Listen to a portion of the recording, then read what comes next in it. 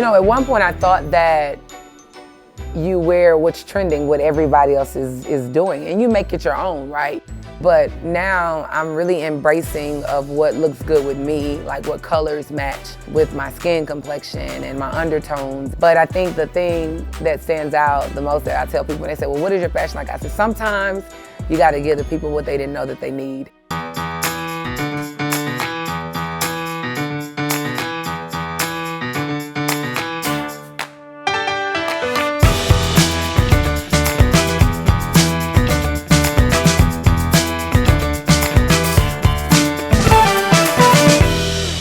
What's up, everybody? Mia Berry with ESPN's Andscape. I am in Huntsville with Coach Dawn Thornton from Alabama A&M. Not only is she winning on the court, she winning on the sidelines. Like, if you've ever seen a Dawn Thornton fit, you will understand why they call her the Diva coach. She be dressing, and guess what? She's gonna walk us through some of her most popular styles from a season ago.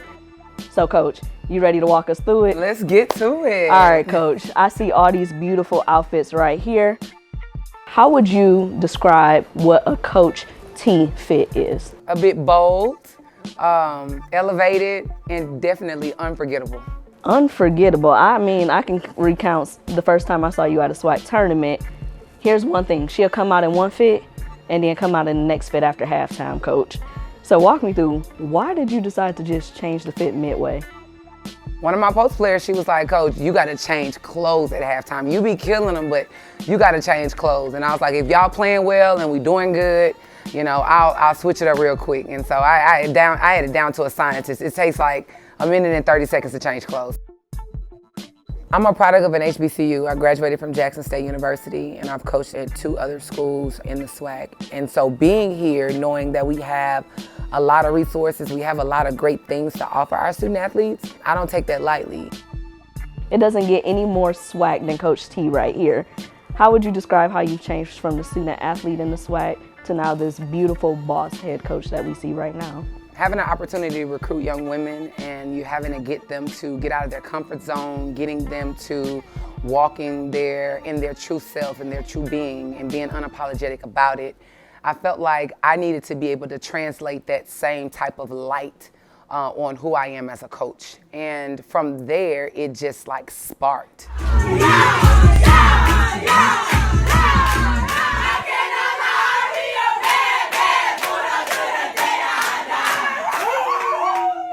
True story, my dad's sister, my aunt, was the first black female that was featured in Jet magazine for owning a black boutique in the 60s in Jackson, Mississippi. We didn't have black makeup in our department stores. And so she opened a black boutique, and it was somewhere that a lot of women of color would go to get makeup, to get, you know, wigs and had like clothing and things like that. And I watched that growing up, and she was so very, very beautiful. And I could see myself like walking around in her heels when I was at her home and things like that. Coach, this corset, tell me about it. So, I have a stylist. My stylist is Tanya Pugh Johnson from 16 Cross Pearson out of Birmingham, Alabama. And she has a lot of different local artists, and they do certain pieces for me. And this was one of them. This is the bulldog face on the side, right? Yep, I can see the eyes, the nose. Okay. Yeah, and on the other side, the nose, right? Yep. And then a basketball court right there in the middle for the bustier. Yeah, so they actually hand painted on this oriental pattern and came up with this beautiful piece.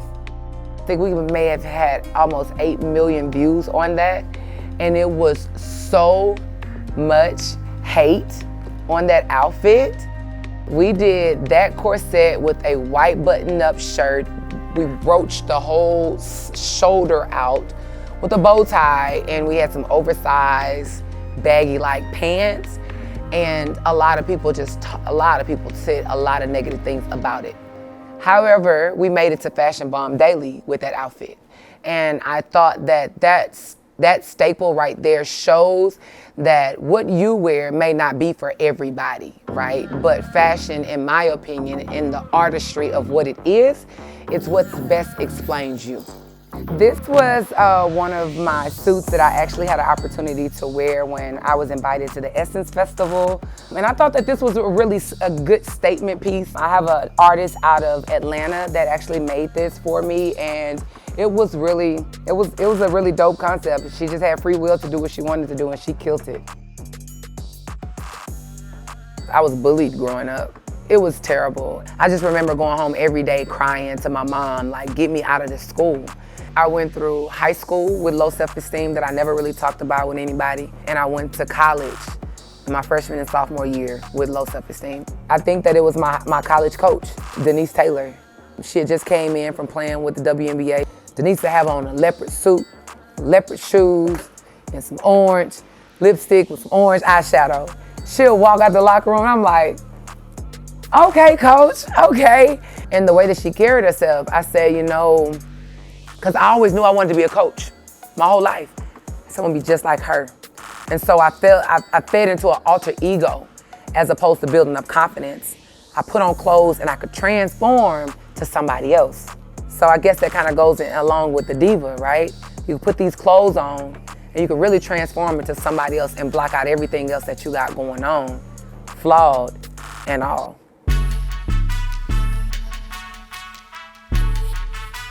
This was what we wore for Swag Media Day this year. Our theme for the team was their farewell tour. A lot of my kids have been fifth-year kids playing in the conference. And so we wanted something really different. And let me tell you, India is so dope. We saw this design on an AI like runway show, right? And I sent it to her and she just killed it. My team sees me in a lot of different areas outside of basketball. Right? We're at football games together, we go to church together, we go out to eat together. My young women being able to see me in other elements, I think that gives them the confidence also when they're learning to embrace who they are as they are putting on clothes and being in different spaces as well. As young women, we put clothes on even when we don't even feel like we got it all together, but when you put it on, it makes you feel like you got it all together, and that's something that gives them the confidence, I think, when they put their clothes on to feel the best that they can feel in the spaces, in the rooms that they're in. My stylist shows up 2 hours before the game with a bag full of clothes to wear. I don't get to see it before the game. I don't get to try it on. She knows my sizes, and she pulls it out and hangs it up, and when I walk in the room and I see it, she's like, this is what we're wearing. I'm like, oh, T, no. T, like, wait. She said, put it on. The very things that I'm scared to wear, it's just the most talked about. It's a lot of the most talked about pieces. I usually give my pregame speech in like a normal warm-up or whatnot. And then from there, I change it to my clothes. So when they come back in at like the 12-minute mark, I have my clothes on and they're like, oh, and I like that because that gives them a boost of energy too when they're going out. Like, okay, she ready, we ready, let's go. I used to watch Young and the Restless growing up, and Catherine Chandler, like just that vintage chic, you know, all of those stars on movies that would just be Angela Bassett and just Tina Turner, like even just watch it.